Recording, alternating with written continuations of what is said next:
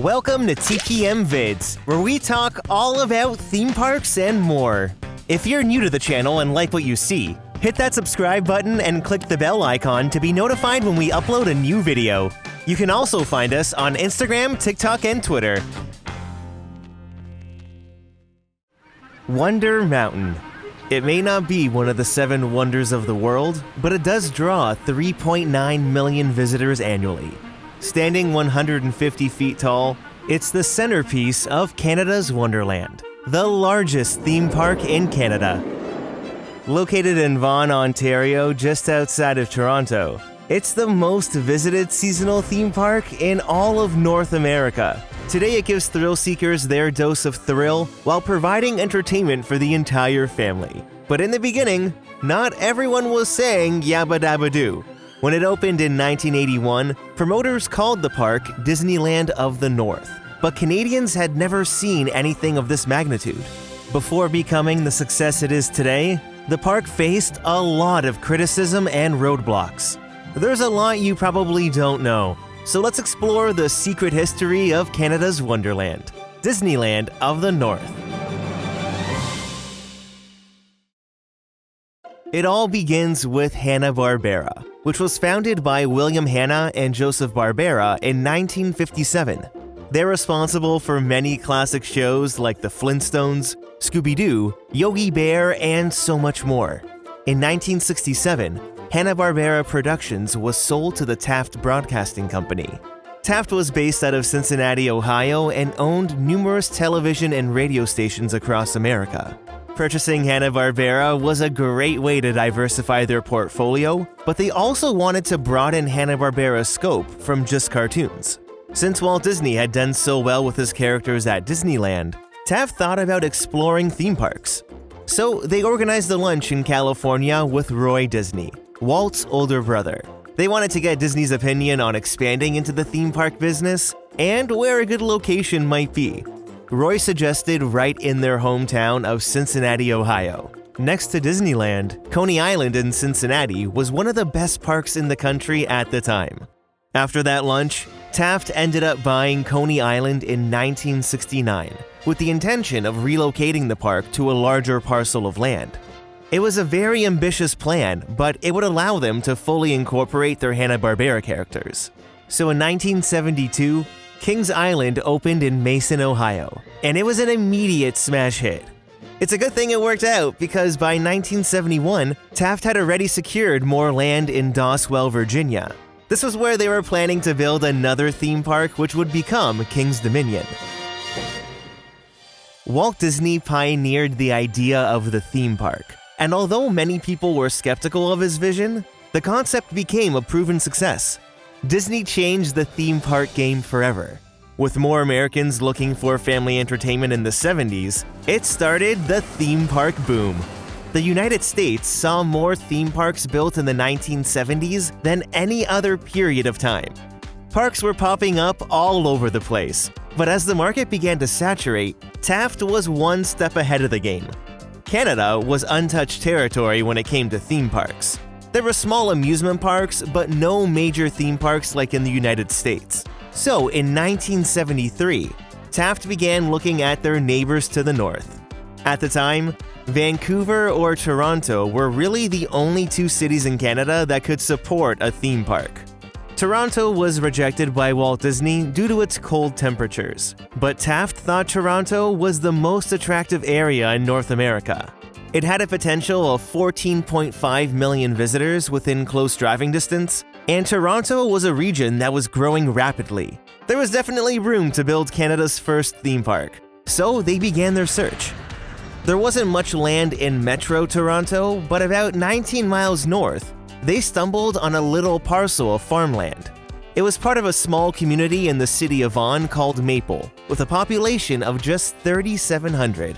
The site was close to highway access, and the closest theme park was Cedar Point, which was 360 miles away. The location was perfect. In late 1974, Taft Broadcasting purchased 324 acres in Maple for their Canadian theme park venture. And this is when everything turned upside down. Taft Broadcasting was excited to expand their theme parks into Canada. The only issue was that the land purchased to build the $50 million theme park was zoned for agricultural use. Applying for recreational zoning sounded fairly straightforward, but once they submitted their request, residents in the area immediately opposed the motion. They didn't want a theme park to disturb their little community. One resident said, "We just don't want a midway here." But the plan was no rickety midway. So in the summer of 1975, Taft Broadcasting chartered a jet. They took Maple residents and local officials to Kings Island for the day. This would allow them to see exactly what this Toronto theme park project would become and what it could do for the community. Now, the Kings Island trip did alleviate some of the worries, but it wasn't the end of the pushbacks. There were still many fears in regards to the social impact of the park, from noise concerns to traffic congestion and to attracting undesirable people. There was so much opposition, Taft had to hire consultants to perform a study on these social issues. The study cost $300,000, and when it was completed in 1976, they were all found to be baseless claims that would not harm the community. It turns out many government groups and organizations were also against the project. It wasn't until 1978 when the Ontario government fully approved Taft's proposal. Progress went forward on planning the project, but there was still pushback from local taxpayers. They had an issue with an American company coming into Canada to build a quote-unquote American park. But maybe there was a legitimate reason to question this American company. Taft admitted that they faced a challenge in regards to what Canadian themes to include in the park. They really didn't know much about Canada, but thankfully their advisors did. By early 1979, the official plans were released about this new Canadian theme park, which would be called Canada's Wonderland. The budget was now set at $105 million, and Taft was expecting Canada's Wonderland to be their most profitable park. The plans were elaborate and right in line with the level of theming you'd expect from Taft Broadcasting.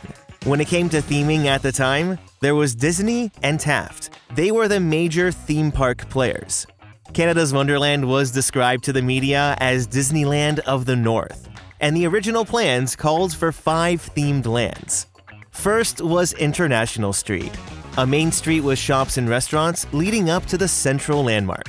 Instead of installing a third replica of the Eiffel Tower, they wanted to design something distinctly Canadian. In this case, it would be a rocky mountain with a cascading waterfall called Victoria Falls. Then there was Medieval Fair, Grand World Exposition of 1890, and the Happy Land of Hanna-Barbera, the Fantasy Land of Canada's Wonderland.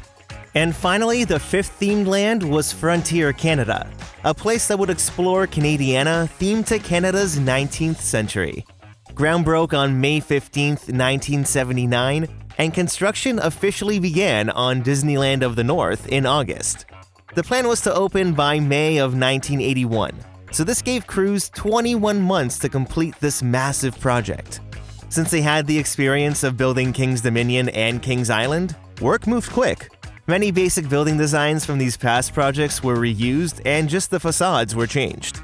Vertical construction on Canada's Wonderland was moving along, and Wonder Mountain slowly began to take shape. The white paths you see would eventually become the walkways up to the top of the mountain for the observation deck. As residents watched the mountain grow, they still weren't thrilled with this Disneyland of the North. Margaret Britnell, mayor of a neighboring township, said, "For God's sake, Disneyland isn't the real world." We don't need a place like this. We have everything we need in Metro Toronto. It's an abomination, and I don't want my children exposed to more of this kind of hucksterism. Canada's Wonderland was a done deal. The park would open if residents liked it or not. But an issue with the budget forced Taft to make a tough decision. There was only enough money to finish either Frontier Canada or the Happy Land of Hanna-Barbera. Leaving out Hanna-Barbera would be like opening Disneyland without Fantasyland. But Frontier Canada already had its main attraction built, the mighty Canadian Mindbuster. Frontier Canada was supposed to be in the back of the park, and it was easier to hide that it was unfinished. They made the decision to delay it until the 1982 season and instead put the time and money into completing the Happy Land of Hanna-Barbera.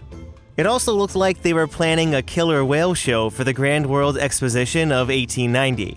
It would have definitely been to compete with Marineland in Niagara Falls. As 1981 rolled along, it was announced that May 23rd would be the official opening day for Canada's Wonderland. Crews were working tirelessly to get the park open on time. Promoters promise the theme park will be bigger and better than Disneyland and Magic Kingdom.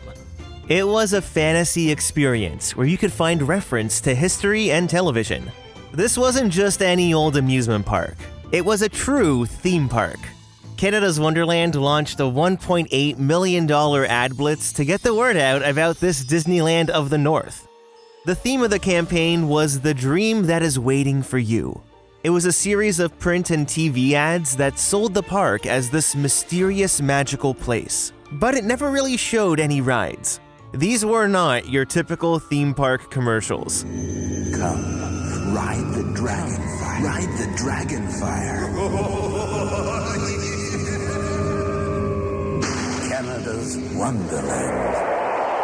The dream is waiting for you. The blitz was planned as a lead-up to opening day, but the overall tone of the commercials were a bit ominous. It really had you wondering what this Wonderland was all about. It's morning in Happy Land.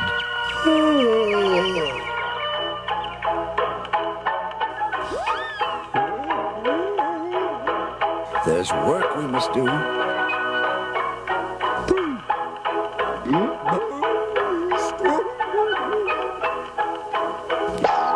Down to the rainbow, fast as you can.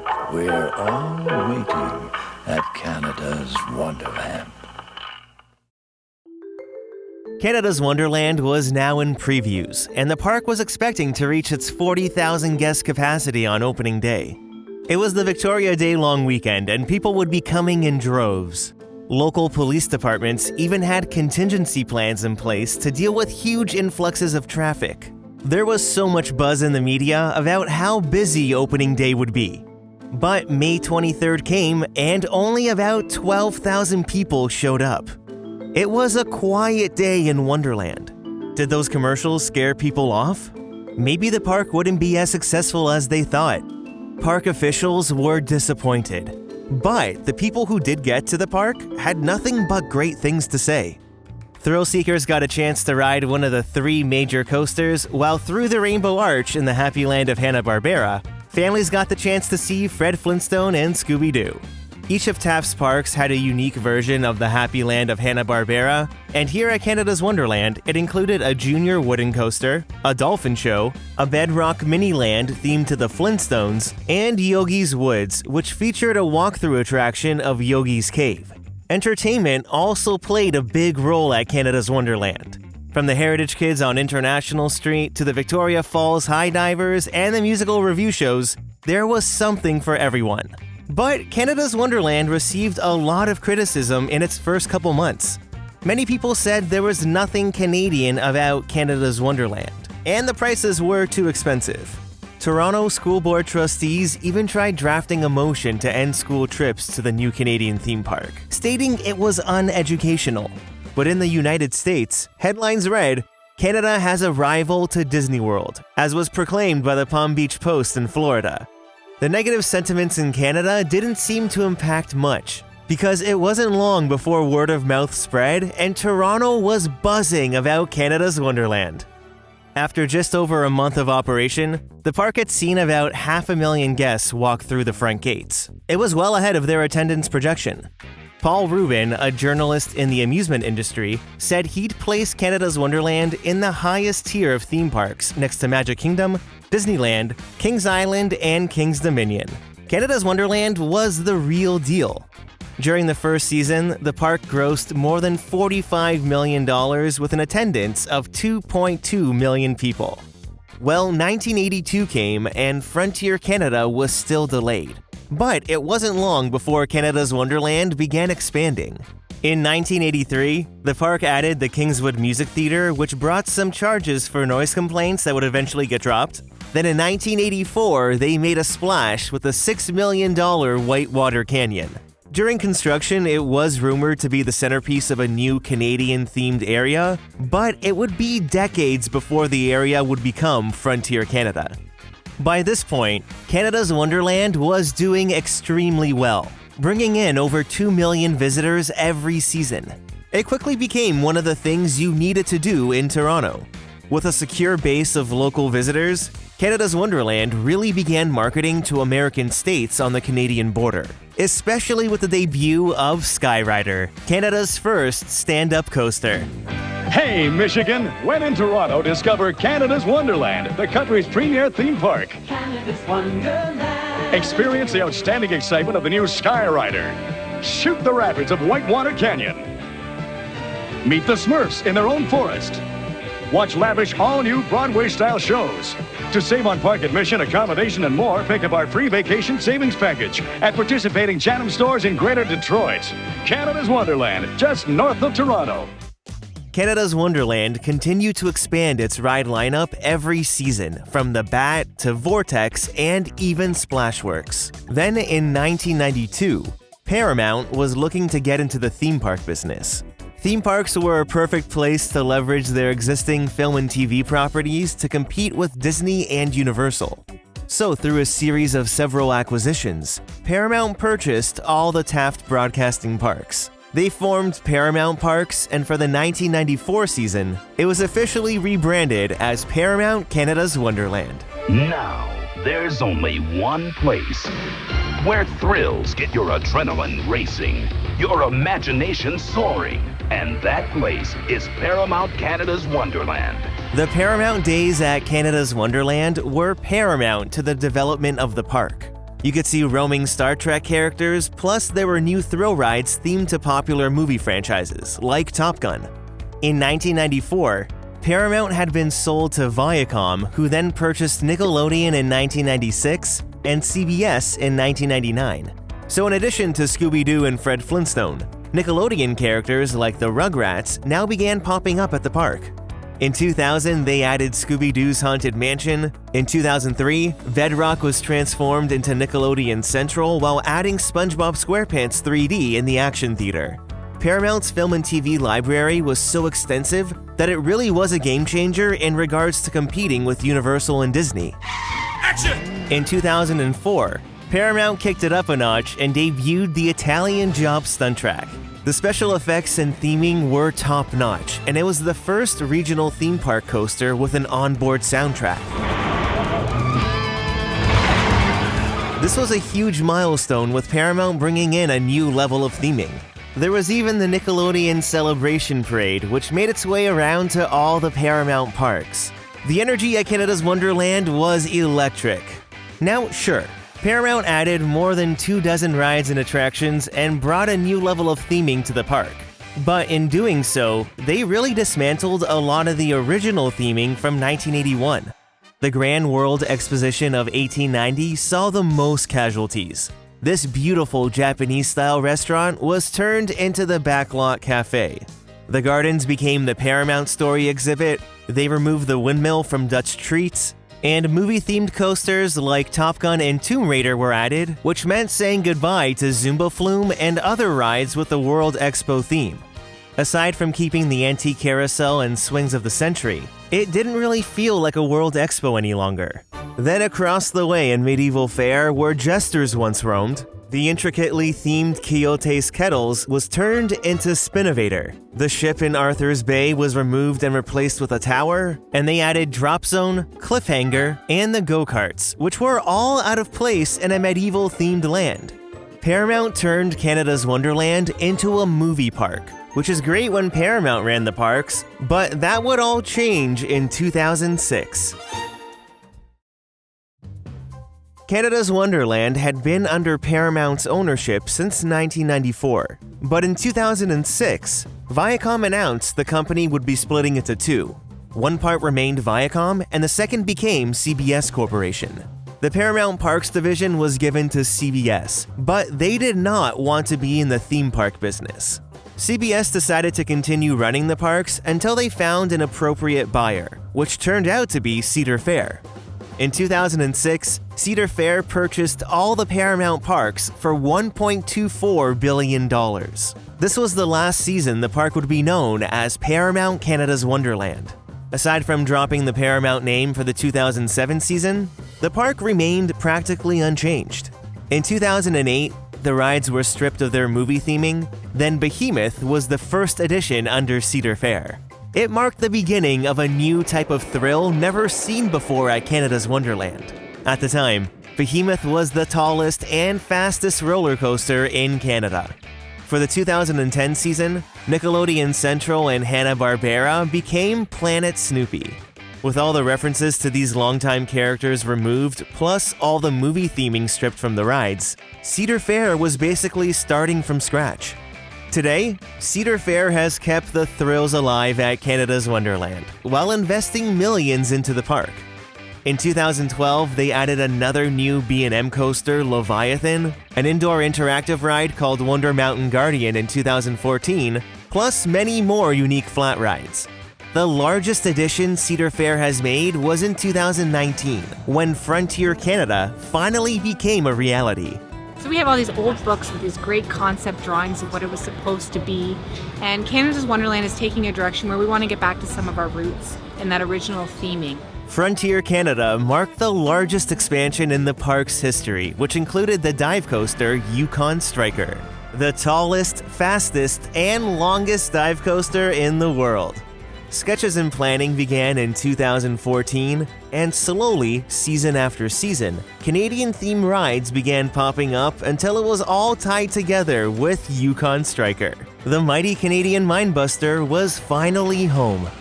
Well, we wanted to take advantage of the theming that was already in place. So we're hoping to really bring back the theme park feel rather than the amusement park feel that we had headed towards. From reverting back to many of the original attraction names in Medieval Fair, to the return of Atmosphere Entertainment, restoring the name of Grand World Expo of 1890, and so much more, Canada's Wonderland is really getting back to its theme park roots. And Cedar Fair continues to invest in the park, like with the Lazy Bear Lodge, a 500-seat restaurant with indoor and outdoor seating that will overlook Frontier Canada. For the 2022 season, the park has seen some of the largest crowds, drawing in people from all over the world. The future of Canada's Wonderland looks bright. Cedar Fair is taking the park in a direction to truly make it Disneyland of the North. So have you ever visited Canada's Wonderland before? What are your thoughts on the theme park? I'd love to know. Leave a comment down below to start a conversation, and don't forget to hit that like button if you enjoyed the video.